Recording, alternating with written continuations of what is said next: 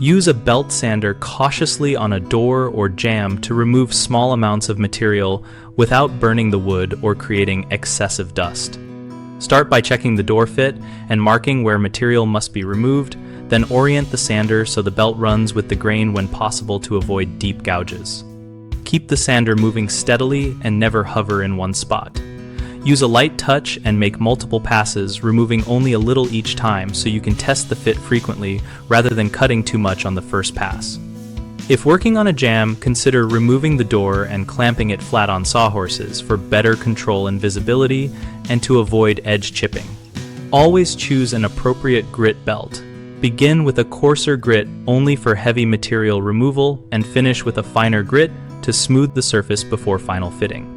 Attach a dust collection bag or connect to a shop vacuum and wear a rated dust mask to protect your lungs because belt sanders generate fine dust that can travel into tight gaps. Practice on scrap wood of the same species and thickness so you learn how the sander behaves and where it tends to remove material fastest.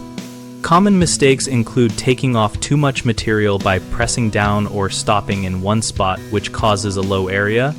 So avoid pressure and keep the tool moving while checking the fit often. Another issue is sanding against the grain and leaving deep scratches.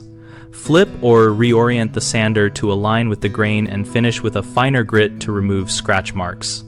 A third frequent concern is poor dust control that creates a smoky finish and health risk.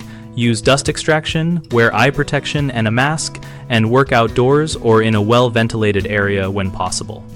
BigHomeProjects.com helps homeowners locate local contractors and find peers talking through similar door adjustment projects so we can compare methods and experiences.